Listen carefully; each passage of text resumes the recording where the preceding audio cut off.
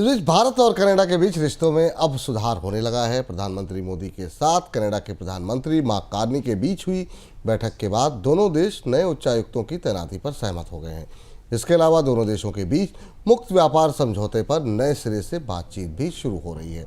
Canada के पूर्व प्रधानमंत्री जस्टिन ट्रूडो के समय दोनों देशों के रिश्ते खराब हो गए थे। सर, क्या ये मान के चलें कनाडा के साथ रिश्तों में खटास का दौर वो समाप्त हो चुका है? आप कैसे देख रहे हैं इसे?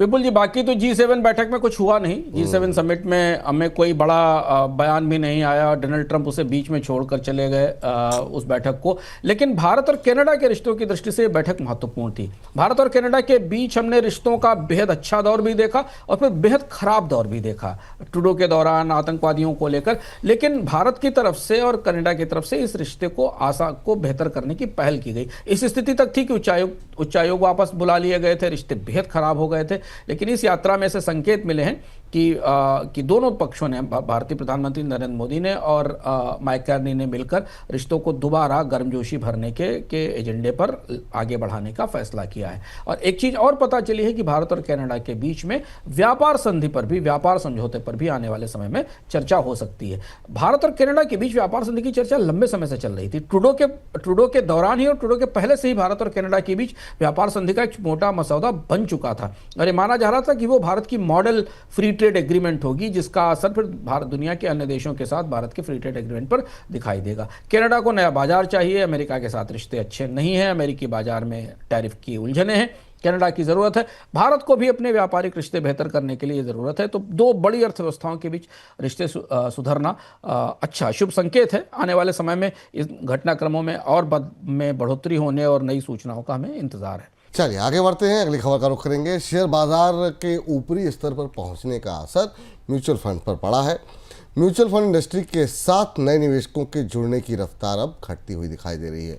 इस साल मार्च से मई के दौरान हर महीने औसतन 3 से 4 लाख नए म्यूचुअल फंड निवेशक जुड़े हुए हैं, जबकि उससे पहले नवंबर से जनवरी के दौरान हर महीने औसतन 7 से 8 लाख नए निवेशक जुड़ रहे थे। सर, ये जो बदलता हुआ ट्रेंड है ये क्या बता रहा है?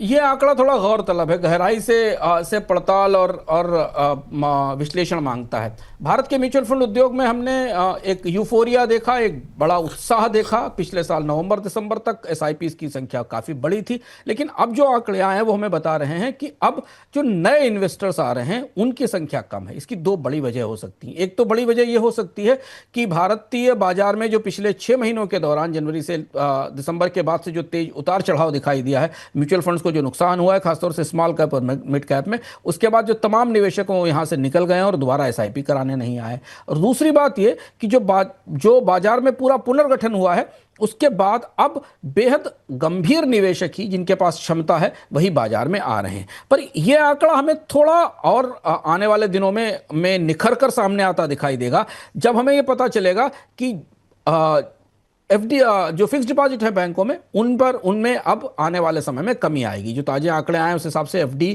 में अब लोगों की बचत घट रही है, क्योंकि ब्याज दरों में तेज गिरावट हुई है। रिजर्व बैंक ने लगातार ब्याज दरें कम की हैं। उसके बाद क्या ये निवेशक FD बंद करेंगे, FD में निवेश कम करेंगे, वो क्या वापस निवेश करने के लिए म्यूचुअल फंड में आएंगे कि नहीं, ये देखना होगा। म्यूचुअल फंड उद्योग को इस बात की उम्मीद है कि ब्याज दरें घटने से म्यूचुअल फंड उद्योग में नए निवेशकों की संख्या बढ़ेगी। लेकिन ये सही बात है कि पिछले साल जुलाई में भारत में नए म्यूचुअल फंड निवेशकों की संख्या 12 लाख पर पहुंच गई थी, जो घटकर अब 7 से 8 लाख के आसपास आ गई है।